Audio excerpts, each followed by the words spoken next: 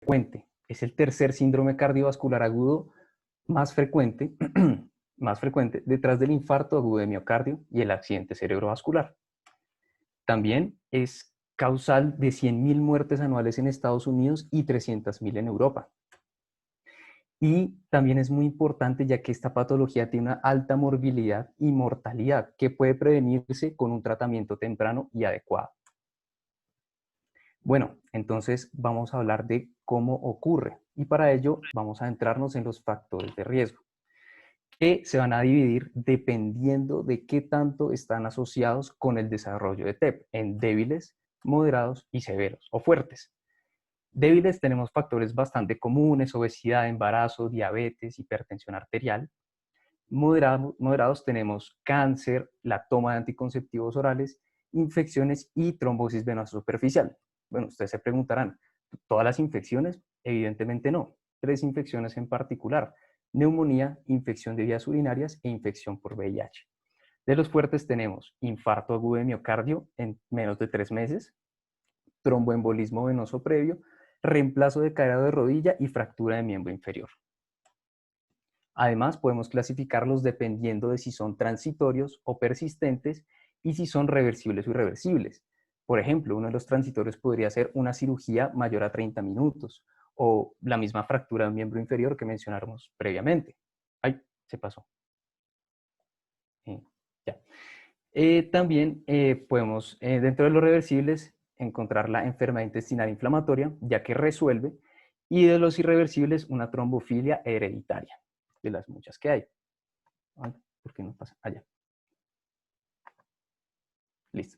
Bueno, vamos a hablar acerca de un punto muy importante en la fisiopatología, y es la disfunción ventricular derecha. Entonces acá tenemos a nuestro compañero el corazón, y que desgraciadamente pues va a sufrir un tromboembolismo pulmonar, y este trombo se va a llegar al territorio arterial pulmonar. Van a sufrir una serie de cambios esos vasos. ¿Por qué no? Ya. Listo. El primero de los cambios es una vasoconstricción mediada por serotonina y tromboxano A2, asociado a la hipoxia. ¿Y por qué esto va a ser importante? Primero, porque va a aumentar, ¿por qué no funciona? Ya, porque va a aumentar la resistencia vascular pulmonar, pues sí, la resistencia vascular pulmonar. ¿Y esto qué pasa con esto? Lo que pasa es que el corazón tiene que vencer esa resistencia para mantener el flujo de sangre. Y van a ocurrir unos mecanismos compensatorios, como por ejemplo, la dilatación del ventrículo derecho. Recordemos que por ley de Frank-Starling, a mayor dilatación, mayor fuerza de contracción. Eso es un principal mecanismo, pero no solo eso. El ventrículo, como necesita más fuerza, también necesita más oxígeno para poderse contraer, y esto va a ser muy importante. Ahora, al dilatarse, va a aumentar el tiempo de contracción del ventrículo derecho.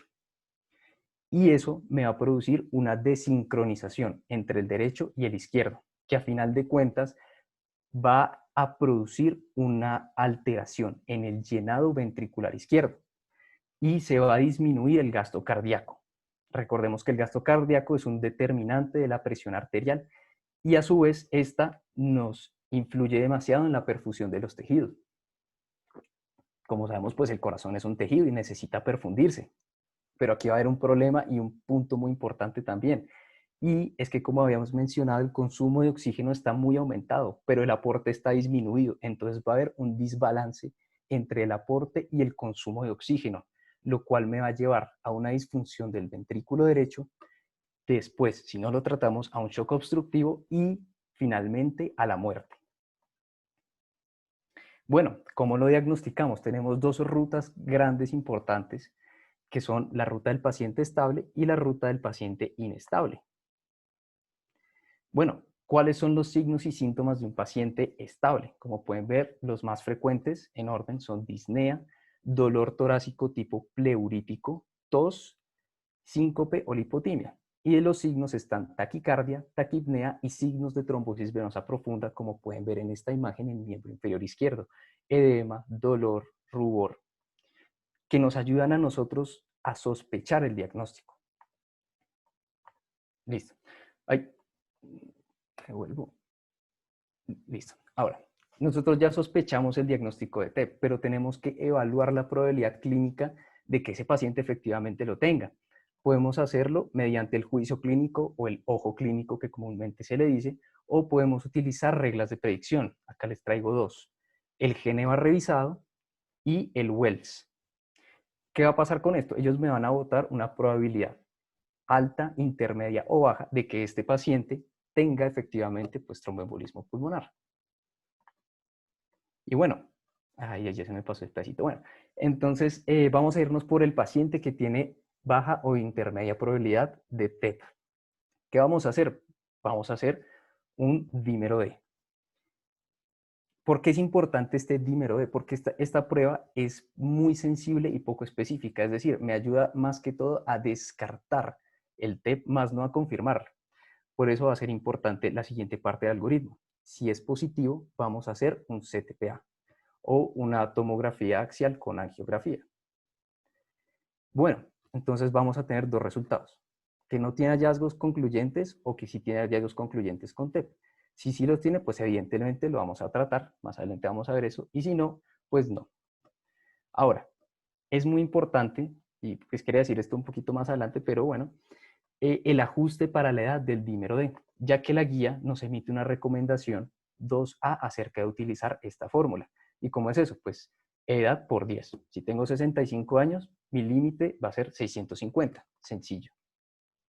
Ahora, el paciente con alta probabilidad. Este paciente no le vamos a hacer un dímero D de una vez, sino que vamos a ir a una imagen. En este caso, pues el CTPA. Podemos tener otra vez dos resultados: concluyente con TEP o que no tiene TEP. Pero aquí quiero hacer un énfasis, y es que no tenga resultados no significa que nosotros pongamos a ese paciente ya que se vaya para su casa feliz de la vida, ¿no? Tenemos que individualizarlo y tratar de investigar cuáles son esas causas de los síntomas de ese paciente, o tratar de excluir el diagnóstico de TEP con otra imagen. Por ejemplo, un estudio de ventilación-perfusión, una camografía de ventilación-perfusión. Y bueno, este CTPA va a tener unas ventajas y unas desventajas. Primero, pues que es preciso y disponible, o sea, está alrededor de las 24 horas en la mayoría de lugares, está validado, tiene una baja tasa de resultados inconclusos, es decir, más o menos alrededor del 3 al 5% son inconclusos, y puede ayudarnos con los diagnósticos alternativos. Desventajas, pues que hay una importante exposición a la radiación, por lo tanto uso limitado en pacientes embarazadas y mujeres jóvenes. También tiene una exposición importante a contraste yodado, lo cual pues también nos limita su uso en pacientes alérgicos, y se tiende a sobreutilizarlo. Bueno, aquí podemos evidenciar uno de los hallazgos de tromboembolismo pulmonar, la flecha roja. Evidenciamos un infarto pulmonar. ¿Cómo se ve? Se ve una imagen periférica, en este caso en lóbulo inferior del pulmón derecho, en forma de cuña, una opacidad. Y acá podemos ver en la flecha negra un defecto en el llenado de una arteria segmentaria derecha, lo que es consistente con tromboembolismo pulmonar. Listo. Ya pasamos la parte de paciente estable. Ahora vamos a ver cómo clasificamos o cómo miramos si el paciente está inestable o no. Entonces vamos a tener estos tres criterios muy importantes. Si el paciente necesita RCP, o bueno, si le estoy haciendo RCP, evidentemente pues el paciente no está estable. La siguiente, este rayito hace referencia al shock obstructivo, que la guía nos lo define como una sistólica menor de 90, o la necesidad de vasopresores para mantenerla por encima de 90 asociado a end-organ hyperperfusion. ¿Qué quiere decir eso? Por ejemplo, que el paciente tenga alteración del estado de conciencia, oliguria, anuria o un lactato elevado. ¿Listo? Y también una sistólica menor de 90 o una caída de más de 40 milímetros de mercurio en la sistólica que dure más de 15 minutos. ¿Listo? Súper importante. Entonces acá sospechamos que el paciente tiene TEP y además está inestable. Listo. ¿Qué vamos a hacer con ese paciente? Vamos a hacer un estudio que se llama un ecocardiograma transtorácico. y lo vamos a hacer en busca de una disfunción del ventrículo derecho. ¿Listo? Por eso era muy importante hablar un poco de la fisiopatología, porque eso es lo que vamos a ir a buscar en este estudio. Y bueno, ¿cómo vamos a encontrar eso? Acá les traigo 4 criterios de la guía para mirar si ese corazón está disfuncionante. Podemos ver un ventrículo derecho alargado en un eje paraesternal largo, un ventrículo derecho dilatado asociado a un signo de McConnell, que ya vamos a mencionarlo, un aplanamiento del septum interventricular y una vena cava inferior distendida asociada a una disminución de la colapsabilidad inspiratoria.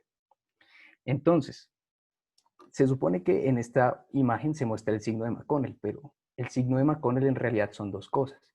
Una aquinesia de la pared del ventrículo derecho a la pared libre y una hipercontractibilidad de la pared apical. Por eso no se aprecia bien en esta imagen. Ahora, por favor, apaguen los micrófonos. Gracias. Listo. Bueno, entonces aquí tenemos dos imágenes de un ecocardiograma transtorácico en una ventana de 4 cámaras. Tenemos esta imagen acá, podemos ver un ventrículo derecho evidentemente dilatado. Y aquí podemos ver el mismo ventrículo derecho después de una terapia de reperfusión. Esto es un paciente de 57 años que sufrió un TEP masivo y que le hicieron la terapia. Podemos ver el cambio importante que hay en estas dos imágenes. Listo. Entonces, ¿encontramos alguno de estos criterios? Si no, tenemos que buscar qué es lo que nos está inestabilizando ese paciente. No podemos dejarlo así. Sí, tenemos que preguntarnos, ok, ¿ese paciente puede o le podemos hacer un CTP a ese paciente? ¿Por qué no podríamos hacerlo? Porque de pronto está tan inestable que físicamente no es posible. Si no, lo vamos a tratar como un paciente de alto riesgo. Sí, vamos a mirar pues los resultados. Si es negativo, igual tenemos que buscar otras causas. Si es positivo, lo vamos a tratar como paciente de alto riesgo.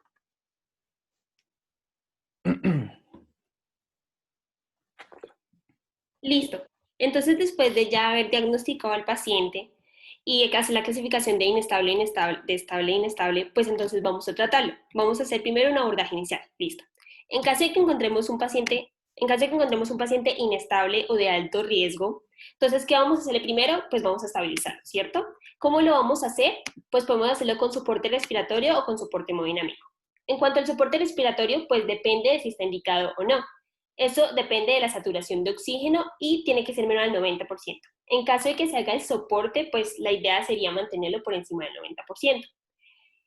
Digamos que en algunos casos como hipoxemia grave o insuficiencia respiratoria, pues se recomienda hacer otras medidas de soporte como la ventilación mecánica invasiva o no invasiva, pero digamos que se trata de evitar un poco porque pues digamos que estos pacientes inestables por lo general, para que estén en ese compromiso hemodinámico es porque tienen tienen disfunción del ventrículo derecho.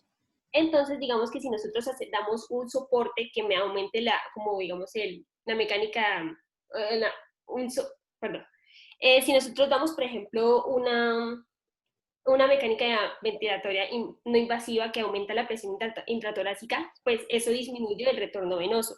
Y al disminuir el retorno venoso, pues disminuye el gasto cardíaco, entonces me va a empeorar la hipotensión. Entonces la idea es tratar como de evitarlo, ¿listo? En cuanto al soporte hemodinámico, pues lo primero es empezar con líquidos endovenosos. Lo recomendado es como con cristaloides y una cantidad de 500 cc.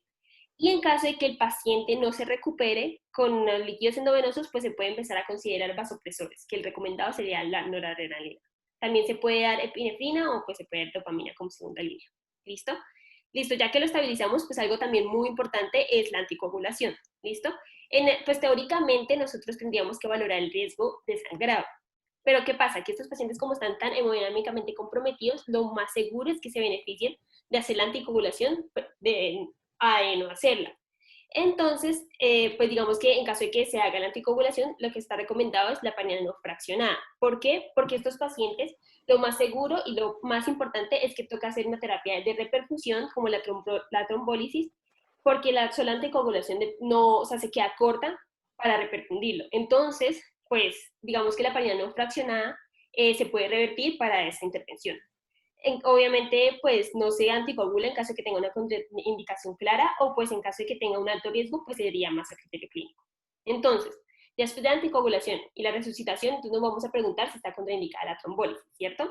En caso de que no esté contraindicada y que es lo que más se hace, pues se hace una trombólisis, y en caso de que sí esté contraindicada, pues entonces empezaría a pensar en otras terapias como la embolectomía guiada por catéter o quirúrgica.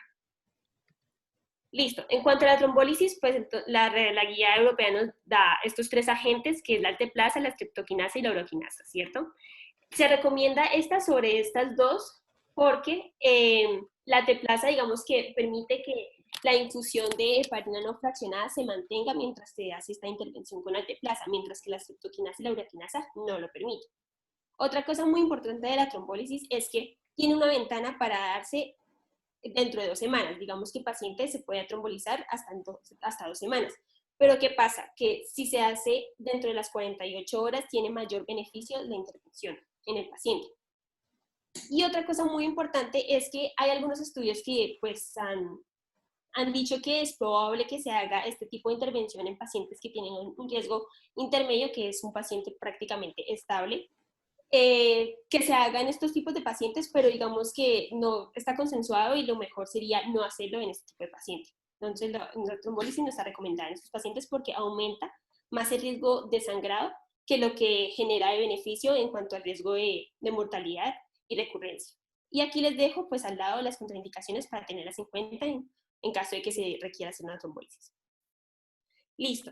Ya entonces le hicimos ese manejo inicial al paciente inestable, ¿listo? Entonces vamos a decir cuál es el manejo definitivo. Entonces cuando ya se hizo la trombólisis, vamos a mirar primero si el paciente se recuperó o si hubo mejoría clínica, y en caso de que sí, entonces al paciente pues ya se deja ahí y se deja con su anticoagulación inicial y empezamos a ver si hay, si digamos, ya se puede pasar de esa anticoagulación inicial que se hizo con heparina no fraccionada allá su anticoagulación definitiva, que ya es la que se va a mantener por el periodo del tratamiento. ¿Listo? Y en caso de que no haya mejoría, pues lo que más se recomienda es repetir la reperfusión, la terapia de reperfusión. Listo. Ya entonces ya hablamos del paciente inestable, vamos a hablar del paciente inestable. Entonces, ¿cuál sería el abordaje del paciente estable? Inicialmente, pues, medidas de apoyo, como siempre, entonces accesos venosos, soporte de oxígeno si se requiere, y algo muy importante es la anticoagulación empírica.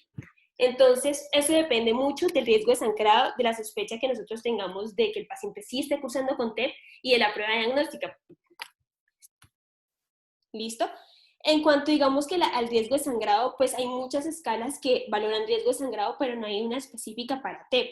Entonces no se recomienda tanto como utilizarla, sino lo que se recomienda de pronto es ver los factores de riesgo de sangrado del paciente. Entonces, los factores de riesgo de sangrado del paciente, pues tenemos que el paciente pueda ser abuelito, que haya tenido pues hemorragias previas, que tenga cáncer, que haya tenido cirugías previas, etcétera. Y ahí nosotros vamos a valorar entonces si el paciente tiene un riesgo alto, intermedio o un bajo de sangrado. ¿Listo? Otra escala que también podemos utilizar es la Hasbled, y también, pues si tenemos un puntaje mayor a 3, podemos decir que el paciente tiene alto riesgo de sangrado. ¿Listo? Después de, entonces, ya determinar el riesgo de sangrado del paciente. Si el paciente tiene un bajo riesgo de sangrado, entonces vamos a determinar qué tan probable es que el paciente sí esté cursando con TEP. Y eso cómo lo vamos a hacer con los criterios de Wells. Los criterios de Wells que ya mencionó mi amigo.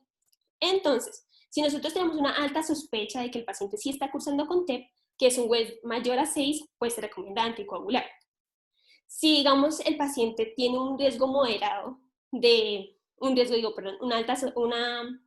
una sospecha moderada de TEP, que es un Wells entre 2 y 6, entonces se va a mirar cuánto tiempo va a demorarse para hacer el diagnóstico definitivo. Si se va a demorar más de 4 horas, pues lo más recomendable es anticoagular.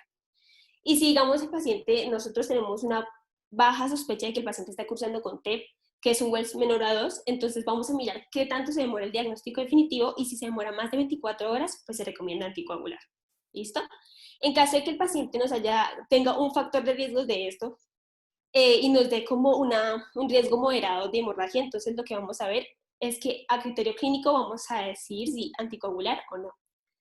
Y en caso de que ya tenga un alto riesgo de sangrado, que ya es la presencia de 2 de estos factores, entonces pues vamos a mirar otras terapias que nos puedan ayudar, como un filtro de vena cava inferior. A este no se le recomienda anticoagular.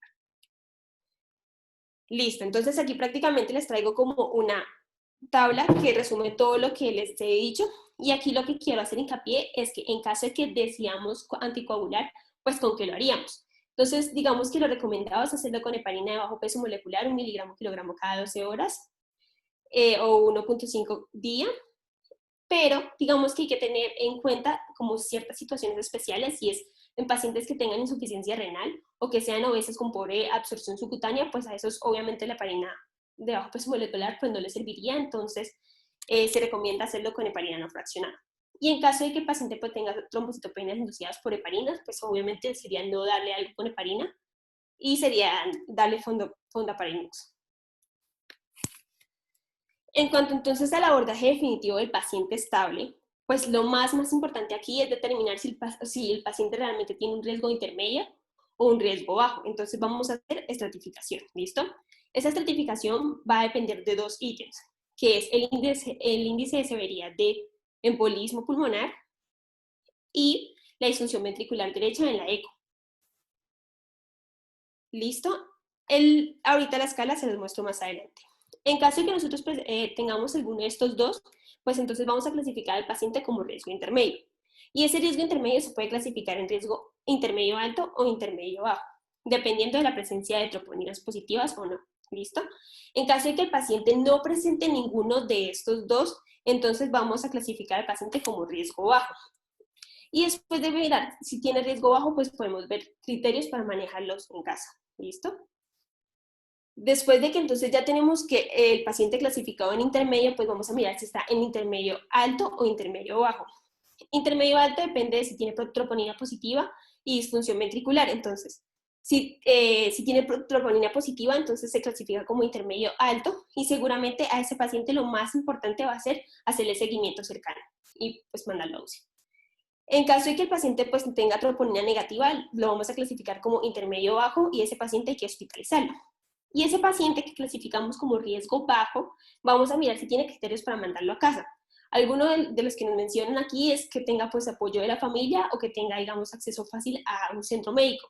En caso de que el paciente responda que sí, pues lo más seguro sería mandarlo pues para casa o hacerle como un ingreso temprano.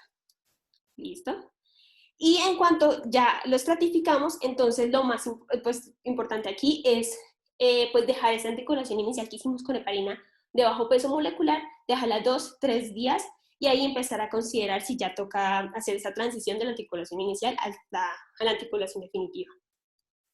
Listo. Entonces, cuando nosotros valoramos el paciente bajo riesgo, que es el que acabamos de mencionar, pues tenemos esos criterios que nos propone ese cuadrito, pero digamos que también podemos ver otros criterios para determinar si lo mandamos a casa, que son los criterios de Hestia.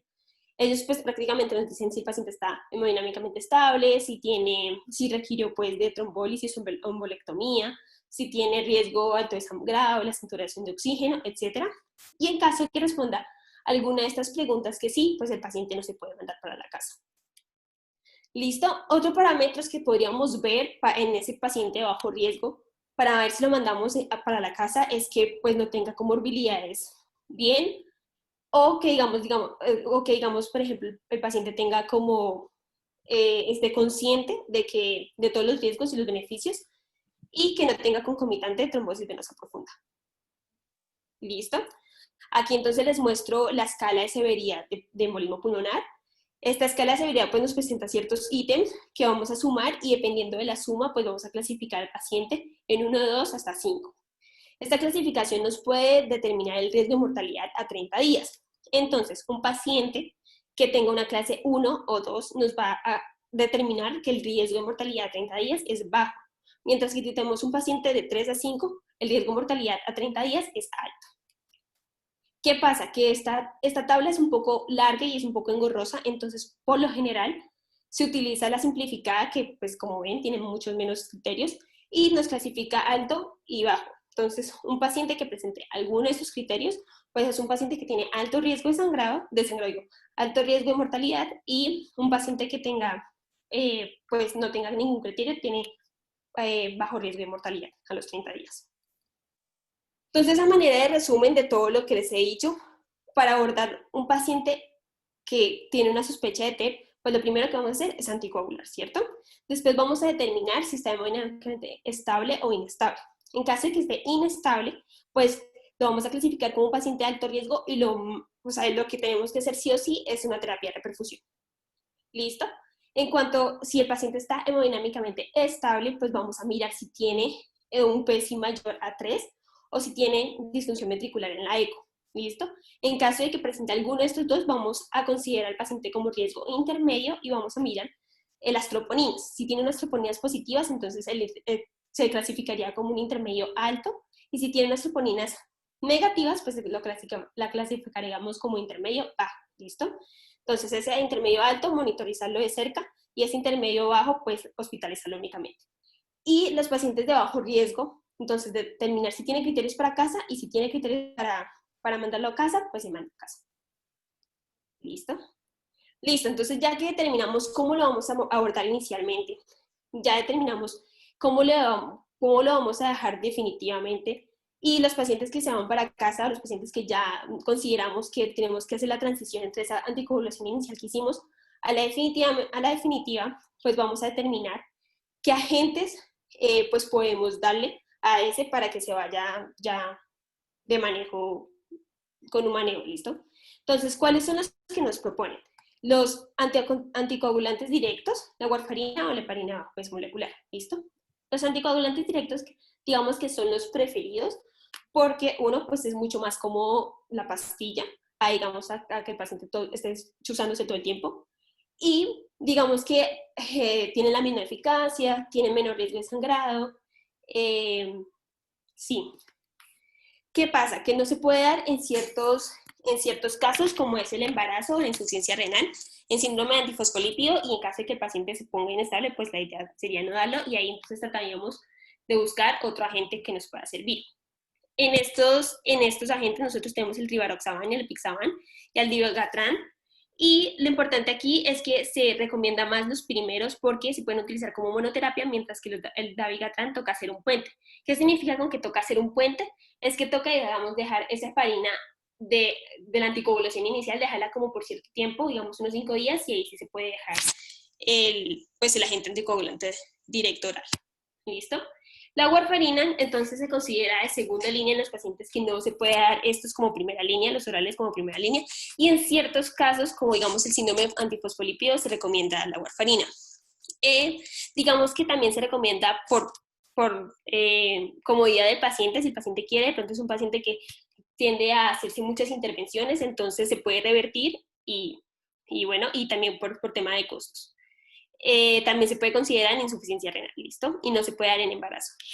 Y en cuanto a la heparina bajo peso molecular, pues ya está indicada como en ciertos casos o poblaciones especiales, como es embarazo y malignidad o enfermedad hepática. Tampoco requiere monitorización y pues tampoco requiere puente. Listo, entonces después de que ya hemos dicho cómo se va a tratar inicialmente, cómo se va a tratar definitivamente, con qué se va a tratar definitivamente, vamos a determinar cómo vamos a pasar esa anticoagulación inicial a esa anticoagulación definitiva. Entonces, en caso de que el paciente, digamos, por ejemplo, venga con heparina no fraccionada y se vaya a dar una anticoagulación definitiva con agentes directos orales, entonces únicamente se separa ahí la infusión de heparina y ya, y se le da como se le administra, y se le administra pues el agente oral. ¿Listo? En caso de que tenga una heparina de bajo peso molecular, pues va a depender del régimen que tiene. Si es un régimen que se da día o se da 2 veces al día. Y bueno, y dependiendo de eso, pues sea a las 6 horas de terminar esa última dosis, o a las 12 a 24 horas. Y ya.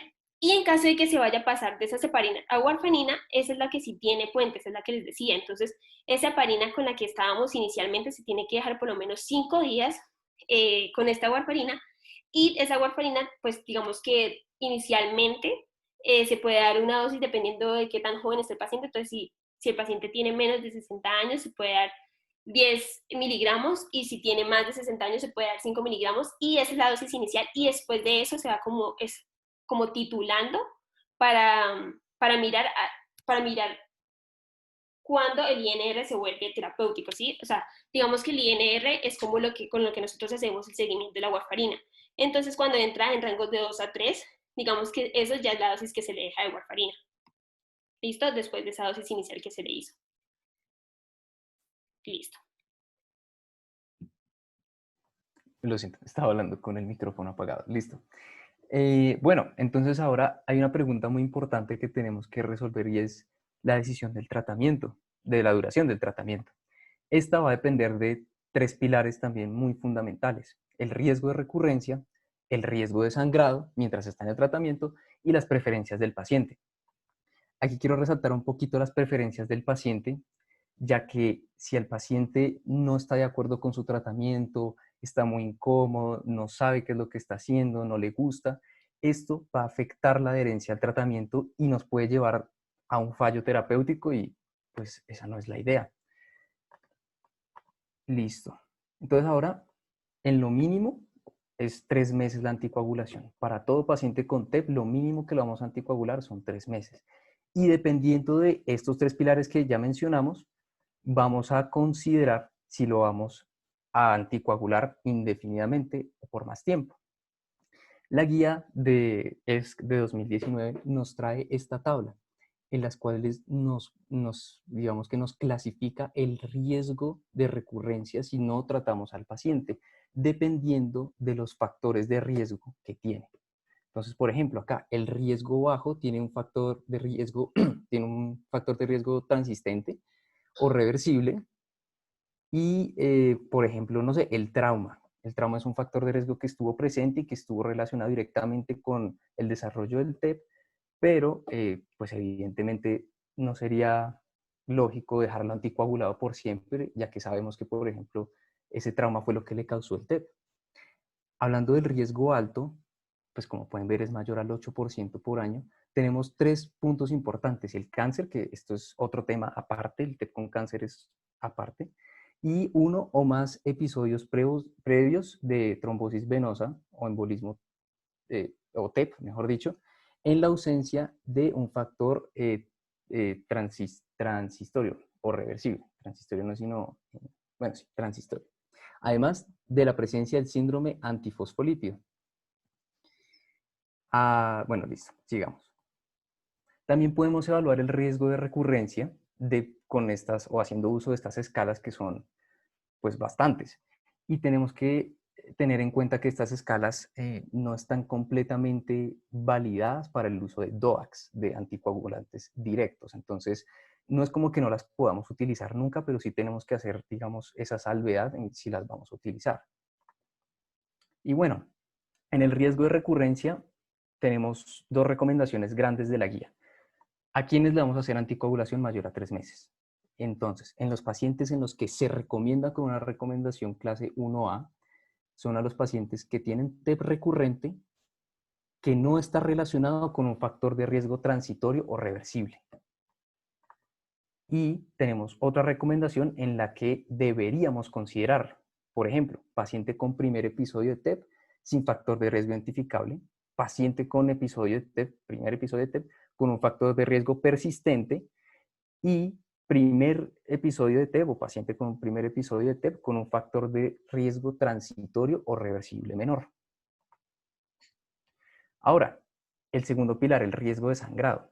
En cuanto al riesgo de sangrado, la literatura es un poquito menos robusta, pero de igual manera, tenemos que evaluar el riesgo de sangrado. Entonces acá dejamos unos factores de riesgo muy importantes: la edad avanzada, por ejemplo, en particular pacientes mayores de 75 años, un accidente cerebrovascular previo, terapia concomitante con AINES y bueno, también un sangrado previo o sangrado mayor previo.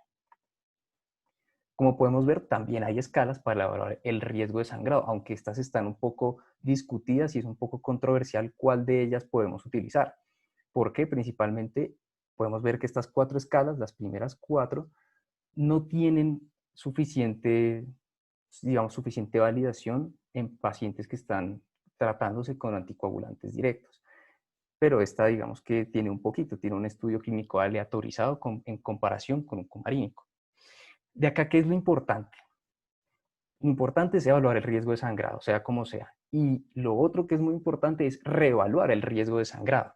Por ejemplo, un paciente que tiene un bajo riesgo de sangrado y que lo vamos a dejar en anticoagulación indefinida, y podemos reevaluar ese riesgo, por ejemplo, a 1 año, porque tiene un riesgo bajito. Pero un paciente que tiene un alto riesgo de sangrado, ya sea por sus factores o por las escalas, tenemos que hacerlo con un intervalo más pequeño, 3 meses, 6 meses, y esto nos va a dar como una visión de cómo está el paciente con respecto a ese riesgo a través del tiempo. Listo. Entonces, después de que ya hemos dicho todo de cómo se maneja, cuánto tiempo se maneja, entonces vamos a ver qué pasa después con el paciente. Entonces, ¿qué vamos a hacer de seguimiento?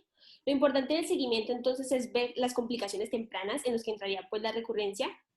Las complicaciones, bueno, en las complicaciones tempranas, además de la recurrencia, se ha visto que también hay ciertos pacientes que presentan stroke y se explica como por un embolismo paradójico. ¿Qué pasa? Que digamos en estos pacientes se ha encontrado que tienen un foramen oval permeable, entonces se genera un trombo y se genera un stroke. Entonces, a pesar de que no se recomienda como hacer el seguimiento paraclínico de estos pacientes, sí se trata de hacer un seguimiento sintomatológico de las pues, de manifestaciones neurológicas en estos pacientes para evitar pues, un stroke con complicación temprana. Y pues la recurrencia, obviamente estar monitorizando en cada visita al paciente que no, pues, que no persista con síntomas. En las complicaciones tardías, pues vamos a ver que una de las complicaciones más frecuentes es la hipertensión pulmonar crónica. Esa, entonces, prácticamente se tiene que estar monitorizando a los pacientes con que no tengan disnea o limitación funcional, porque en caso de que las tenga, se podría pensar que ese paciente tiene un alto riesgo de tener hipertensión pulmonar crónica como complicación, entonces se debería remitir, pues como para más estudios. ¿Listo? La efectividad del tratamiento, pues como les comentaba, se hace, digamos, en warfarina, se hace con pues el INR, se tiene que hacer monitoreo con NR, y digamos que los demás, como el DOX, no tiene monitoreo y la heparina bajo peso molecular tampoco tiene laboratorios para seguimiento. ¿Listo? En cuanto a los efectos adversos del tratamiento, pues mirar, digamos, pues que no tenga trombocitopenia inducida por heparinas o no haga necrosis por warfarina. Y en aparición de condiciones, importante porque en caso de que, por ejemplo, el paciente empiece a cursar con una insuficiencia renal y el paciente esté con heparina bajo peso molecular, pues como está contraindicada, digamos que puede aumentar la vida media de ese agente anticoagulante. ¿Listo? Aquí entonces les dejo pues la tabla que nos trae la europea, diciendo pues obviamente más a fondo, no la voy a tratar tan a fondo, pero es cómo hacer seguimiento a los 3 y 6 meses, mirar si el paciente tiene disnea o limitación funcional. En caso de que sí, pues entonces empieza a ver una eco para mirar si de pronto el paciente tiene, pues se hace un diagnóstico de hipertensión pulmonar crónica y también mirar como factores de riesgo, pues para también hacer como una idea de que el paciente tiene alto riesgo de hipertensión, de esta complicación. ¿Listo? Y por último, entonces, vamos a hablar del pronóstico. El pronóstico, como ya les mostré, el PESI a nosotros nos puede indicar esa mortalidad o el riesgo de mortalidad a los 30 días, ¿cierto?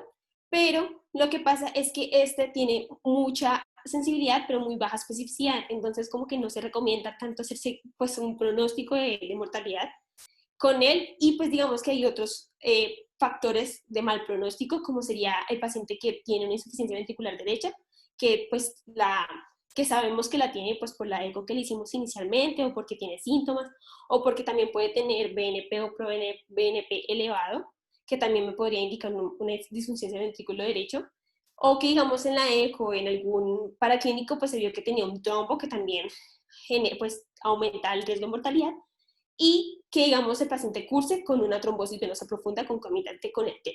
Y pues aquí tienen otros parámetros de mal pronóstico. ¿Listo? Entonces, pues a manera de conclusiones, nosotros prácticamente traemos las recomendaciones, y es que el paciente que tenga alto riesgo, pues las recomendaciones nos dicen, inicialmente, dale heparina heparina no fraccionada, asegurar la trombólisis, y en caso de que esté contraindicada la trombólisis, entonces una embolectomía quirúrgica o ya por catéter, ¿cierto? Y en caso de que el paciente siga muy inestable, entonces se puede recomendar vasopresores, porque no se le puede dar más líquidos, porque de pronto ese paciente se va a empeorar por la disfunción ventricular derecha. Entonces, lo más recomendable es darle norepinefrina como vasopresor. ¿Listo? En los pacientes que tengan... ¿Listo? Entonces, en los pacientes que tengan un riesgo intermedio o bajo, entonces la anticoagulación va a ser, o sea, se va a tratar de dar sí o sí durante el proceso de diagnóstico definitivo. ¿Sí? Se va a dar con una heparina de bajo peso molecular. En caso de que ya podamos pasar a hacer esa transición de anticoagulación inicial a la anticoagulación definitiva, los DOACs o los agentes anticoagulantes directos son los principales o más recomendados para estos pacientes como anticoagulación definitiva. Ay, perdón. Y se hace seguimiento de la warfarina con INR y que siempre esté en rangos terapéuticos de 2 a 3. Y finalmente, no se recomienda en mujeres embarazadas o insuficiencia renal, pues los agentes directos. Y por último, es que los pacientes que tengan bajo riesgo, tratar de mirarle los criterios para mandarlos a casa y pues darle manejo ambulatorio. ¿Listo? Muchísimas gracias. Muchísimas gracias, Silvia. Muchísimas gracias, Nicolás. Fue una excelente exposición. Quisiéramos escuchar unas palabras de pronto del doctor Denis acerca de qué opina respecto a esta patología y cómo es fundamental e importante para el conocimiento de nosotros, los futuros médicos generales.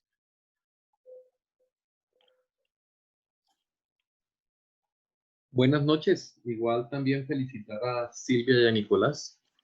Realmente creo que los principales objetivos para el médico general claramente pasan por el diagnóstico y mientras adquieren experiencia, no recomendaría que utilicen el Gestalt o el juicio clínico para evaluar quién puede tener o no embolía, sino que se basen en las escalas que ellos presentaron, ya sea Wells o Ginebra. Y de una vez para contestar una de las preguntas con respecto al PERC, el PERC es una escala que da un puntaje y que en teoría puede ahorrar el dímero D si su puntaje es lo suficientemente bajo como para descartar rápidamente embolía como una probabilidad mínima. Pero pues usualmente en probabilidad baja o intermedia se utiliza es el dímero D.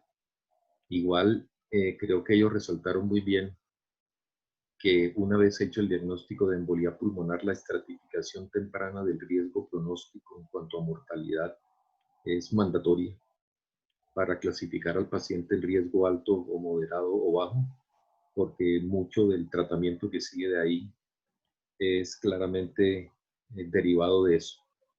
Y finalmente, la decisión después de los primeros 3 meses, que es sine qua non, todos deben tener 3 meses de anticoagulación, menos de 3 se ha demostrado que es inseguro, está basada en esa decisión, en quienes se pueden beneficiar más y en quienes el sangrado es de suficientemente alto riesgo como para no ofrecérselo.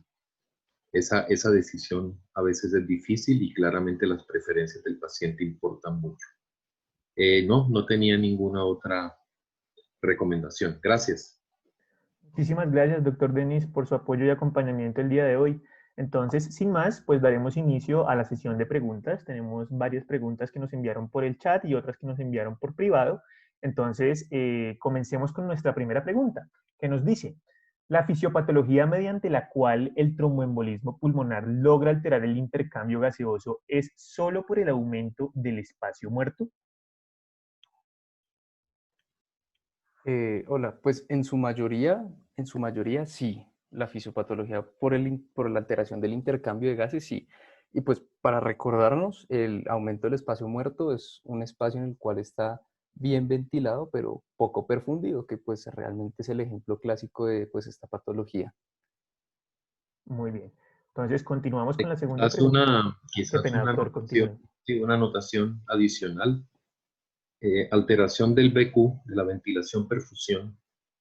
Como bien explicó Nicolás, hay agentes vasopresores que hacen que haya alteración de la perfusión, pero no pues oclusión franca, sino de vasoconstricción, que en áreas relativamente mal ventiladas también llevan a hipoxemia por alteración de BQ, no solamente espacio muerto, que es el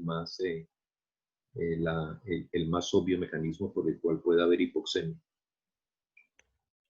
Perfecto, doctor. Muchísimas gracias. Segunda pregunta. ¿Por qué es importante o por qué se piden las troponinas en el tromboembolismo pulmonar?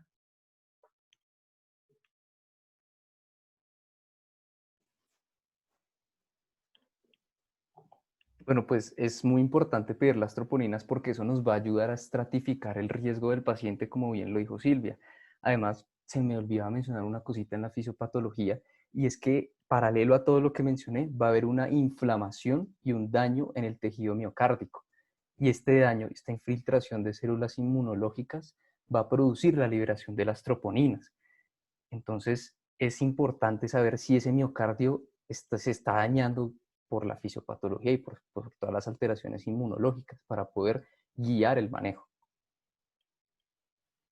Complemento eso, realmente para la estratificación avanzada, pues el péptido natriurético, el BNP, pues habla de sobrecarga ventricular, que se ve cuando está el ventrículo derecho, como mencionó Nicolás también, con sobrecarga. Pero troponina es una estratificación avanzada porque habla de injuria miocárdica asociado con isquemia. Y pues también es otro marcador importantísimo para estratificación avanzada y casi que hace la diferencia entre estratificarlo en riesgo intermedio bajo o riesgo intermedio moderado. Perfecto, muchísimas gracias, doctor. Entonces, en la siguiente pregunta nos dicen así: ¿existe alguna indicación que en el contexto de un tromboembolismo pulmonar confirmado se busquen oclusiones en otras arterias, como coronarias, cerebrales, renales, etcétera, y de no haber indicación, por qué?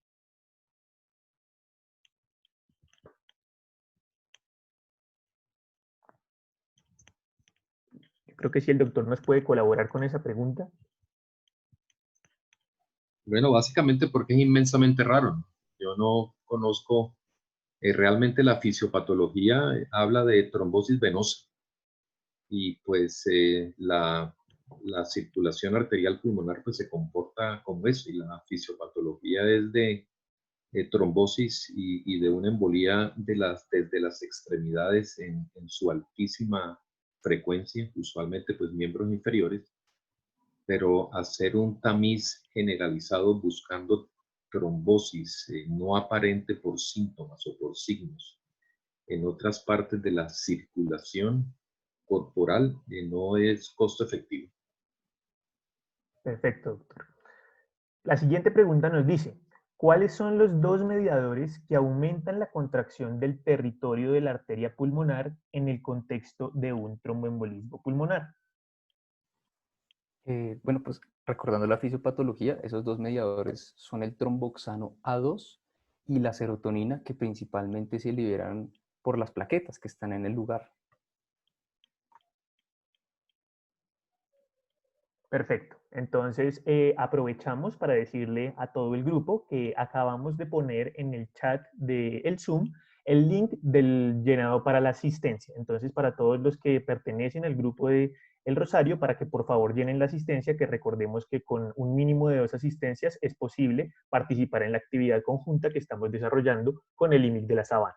Muy bien, continuamos con nuestra siguiente pregunta, que va orientada puntualmente para el doctor Denis, donde nos preguntan: ¿qué opina, doctor, del uso de POCUS para el diagnóstico inicial en urgencias? Bueno, me imagino que POCUS es Point of Care Ultrasound. Sí, señor. Pues realmente mm, utilidad en urgencias para diagnosticar embolía pulmonar lo reservaría en el paciente inestable, donde es necesario mirar si las presiones de fin de lleno del ventrículo derecho están aumentadas, está ingurgitado las yugulares y está dilatado el ventrículo derecho o hay un coágulo en tránsito entre el ventrículo y la arteria pulmonar. Chévere tenerlo. Creo que en ese caso donde es difícil mover al paciente por su inestabilidad, es útil. Hay que diferenciar eso del paciente hemodinámicamente estable, donde la probabilidad de embolía es alta, pero el TAC es incierto, deja cierta incertidumbre. Complementar el estudio con ultrasonido de las venas de las piernas, de la circulación profunda, está aceptado para tratar de confirmar el diagnóstico y puede tener implicaciones inclusive pronósticas, como dijo Silvia.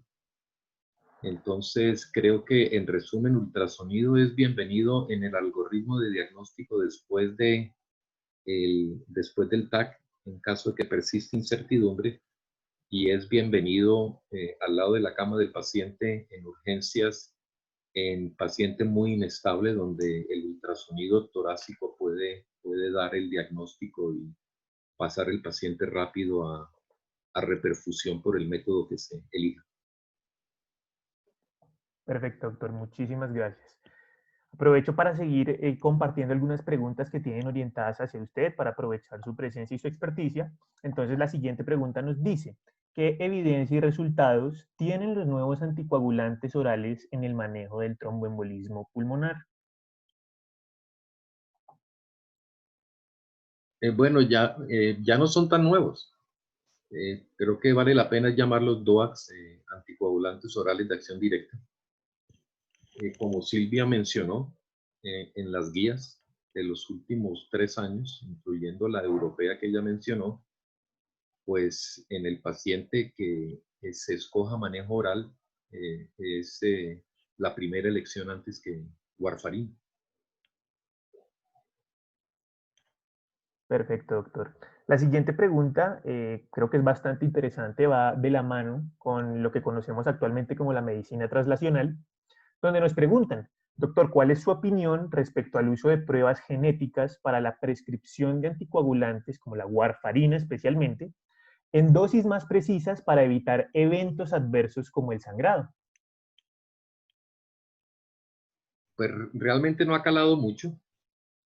Claramente hay acetiladores rápidos y lentos y la warfarina puede requerir mayores o menores dosis para anticoagular al paciente y bueno conocerlo, pero usualmente se reserva es para cuando se está teniendo dificultad en la anticoagulación y pasan los días y nada que se logra un nivel de anticoagulación y el INR nada que se pone en rango terapéutico. Uno puede sospechar esto, además de medicamentos, que es el problema con la warfarina, que también puede hacer esa gracia, pero así como práctica clínica usual, hacerlo no está indicado, no se utiliza.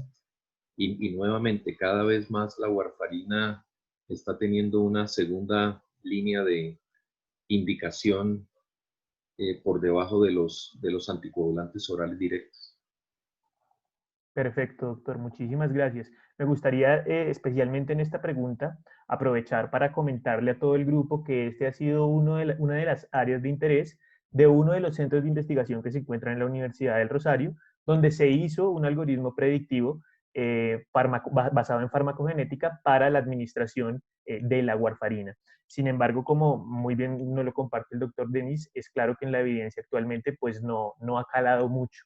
Entonces, pues de todas formas, voy a dejar con ustedes en el chat precisamente este artículo de nuestra Universidad del Rosario, donde se hace este algoritmo predictivo. Continuamos entonces con la siguiente pregunta. Entonces, la siguiente pregunta nos dice así. Doctor, ante la presencia de un tromboembolismo pulmonar agudo, sin evidencia de trombosis venosa profunda u otro de los factores de riesgo, ya sea cirugía o fractura de miembro inferior, y en un paciente sin antecedentes patológicos, ¿se consideraría buscar cáncer oculto? ¿Y cuál sería entonces el abordaje recomendado de anticoagulación en este caso?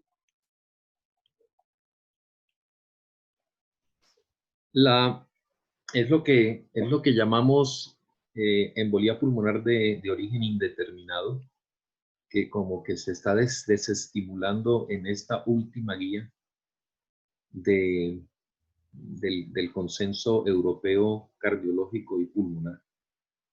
Y hay por lo menos 2 o 3 estudios que han aleatorizado pacientes a una pesquisa exhaustiva, incluyendo escanografía corporal total, buscando cáncer oculto en esos pacientes, versus un examen juicioso clínico, exhaustivo, pero clínico, y que los exámenes adicionales solo se hagan basado en si hay alguna sospecha que queda después de ese examen. Pues incluye obviamente en la mujer examen de senos, en el hombre examen de próstata, en fin.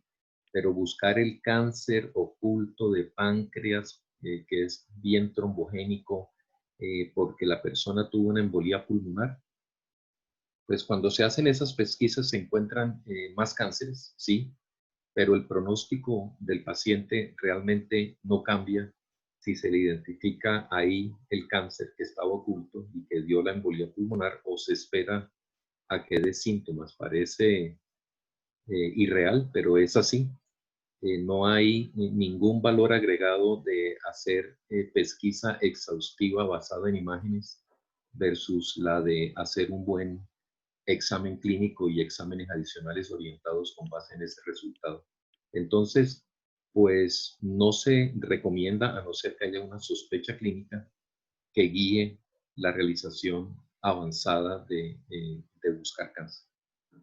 ¿Y cuál es el abordaje recomendado a anticoagulación? Bueno, estos pacientes, como también mencionó, creo que también lo mencionó Nicolás, estos pacientes son muy candidatos, si se confirma cáncer, a anticoagulación indefinida hasta que el cáncer se haya curado, si es que se va a curar. Y usualmente la gente espera un año antes de quitarle la anticoagulación al paciente después del tratamiento del cáncer que ha tenido una embolía pulmonar. Muchísimas gracias, doctor. Según su experiencia clínica, ¿usted recomendaría el manejo con enoxaparina a dosis de 1.5 miligramos kilogramo día o se quedaría con la dosis de 1 miligramo kilogramo cada 12 horas? Son equivalentes, ambas son buenas opciones. Usualmente en la cardioinfantil utilizamos 2 veces al día, básicamente por el nivel de equimosis que causa una sola dosis de 1.5 al día en la zona de inyección.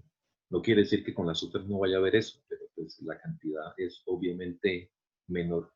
Igual influye la preferencia de pacientes de dos, de 2 dosis al día y es la que usualmente usamos mientras el paciente se le puede hacer transición al anticoagulante oral.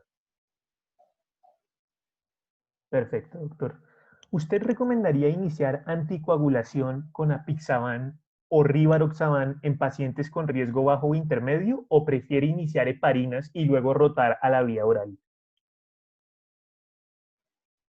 Pues los estudios que justifican la utilización de DOACs usualmente arrancan una vez hecho el diagnóstico, si se cumplen los criterios de PESI y de ESTIA de una vez. Tampoco hay mayor problema en hacer primero una transición de tener heparina de bajo peso molecular por un par de días. Los estudios también en los que se basaron estas recomendaciones también hacían eso. No hay ningún problema en un paciente a quien se sospeche TEP, que no está inestable, que se le pueda poner 1, 2 o 3 dosis de heparina de bajo peso molecular, enoxaparina, y después hacerle la transición a estos anticoagulantes directos orales. Muchísimas gracias, doctor. Si un paciente nos llegara con la preocupación propia de sufrir un evento tromboembólico, ya que tiene un antecedente familiar con alta incidencia de eventos tromboembólicos, ¿qué le podemos decir nosotros como médicos generales? ¿Hay alguna estrategia de prevención primaria que debiéramos usar en ellos? No realmente. Nada que no sea sentido común.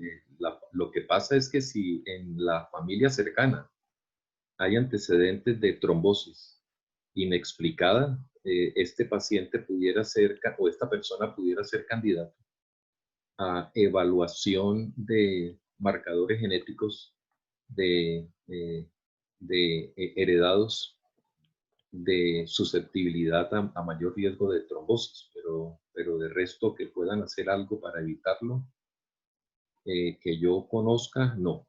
Si la persona va a hacer un viaje largo, pues ustedes le pueden recomendar que se hidrate muy bien durante el vuelo, que utilice medias e inclusive pues le pueden dar una dosis ya sea de enoxaparina o de un anticoagulante oral, pero eso se reserva casi siempre para personas que ya han tenido un episodio previo y quieren pues viajar en avión en vuelos de más de 6 o 12 horas.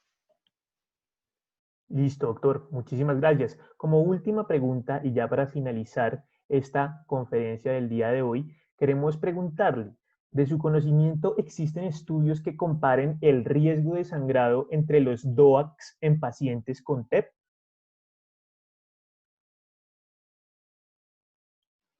Pues no hay estudios cabeza a cabeza entre DOACs. Eso pues puede ser, eso es usual, estrategia de la industria farmacéutica. Ustedes no van a encontrar un estudio comparando cabeza a cabeza a Pixa contra Dabigatran, Dabigatran contra Rivaroxa, Rivaroxa contra Edoxa. Eso la industria no lo hace. Pues, se respetan. Entonces todos los estudios han estado comparados contra la combinación de enoxa en los primeros días y warfarina después. Entonces es difícil hacer comparaciones porque pues van a ser indirectas entre las tasas de sangrado de una molécula con respecto a otra cuando no ha habido estudios frente a frente. Sino pues todos tienen como comparador lo que se usaba, el estándar previo, pues que era lo que acabo de decir, heparina de bajo peso molecular, más después warfarina o fondaparinux más warfarina.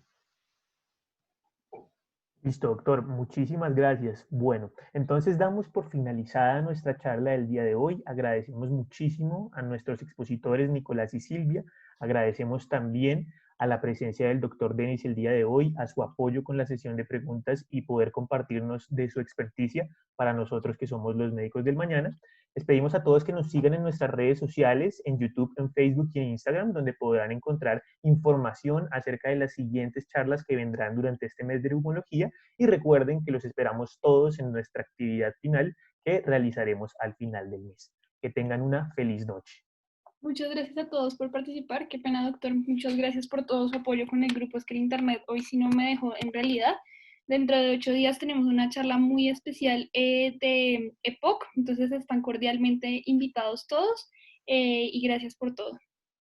Gracias a Silvia y a Nicolás por tan excelente presentación. Chao, Nama. Hasta luego. Gracias, doctor.